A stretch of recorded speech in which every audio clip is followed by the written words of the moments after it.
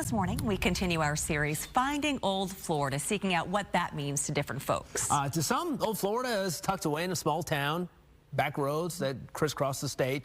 But when you talk about a place that epitomizes the Old Florida feeling, all roads lead to Cedar Key. You keep driving down 24 going, why am I going this far? Until you hit number 4 bridge, and that's the exciting thing, is going across number 4 bridge and seeing everything that you can see when you cross that bridge. My soul has always been here, but it took a long time for my body to catch up. This is the last best place in Florida. If you want an Old Florida experience, you probably have to come to Cedar Key. I think that when people think of old anything, they think of reconnecting. And I think that's why people come here. There is no traffic lights for 30 miles and none in Cedar Key. People want that. They're sick of traffic. They're sick of things and people and stores and shops, and they want to have a more calmer type of activity and a rest. Golf carts. Most everybody in this town, you'll have a golf cart, and you basically just jump in the golf cart and go around. I call it Old Florida. It won't change, and we're talking 9 miles in the Gulf of Mexico that basically we're surrounded by water. It's just going to be the small town that it always is. And what we're trying to do is to define our tourists and not let them define us. We don't produce things to draw people here that are activities that are unnatural to our area. We are trying to define what we are and let them enjoy what we are and welcome them to be part of us. Agriculture and the economic impact from that is just as great as tourism.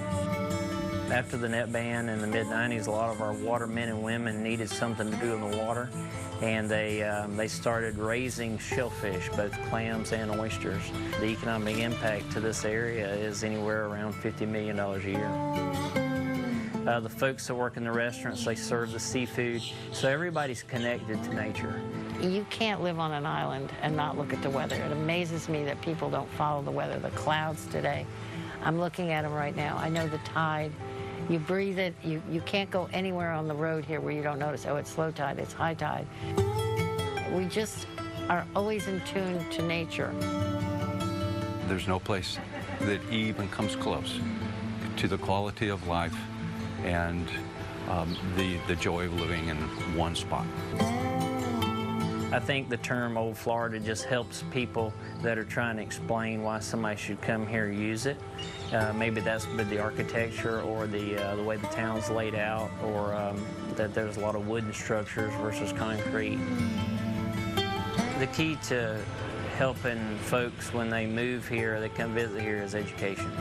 And as an education tool, we try to help them understand that here, native vegetation and certain architectural rules that we have in place are there to help them continue to enjoy Cedar Key, so that we continue, as they come here and help change Cedar Key, that change can be beneficial for all of us.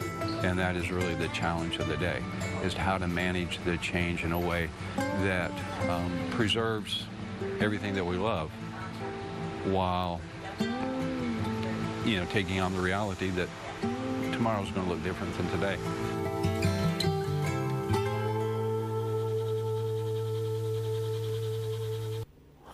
Wow, great piece. We're going to continue finding Old Florida all week. In the next installment, we chat with a man who captures the perfect images of Old Florida with his camera, the one and only Clyde Butcher, tomorrow on Good Day.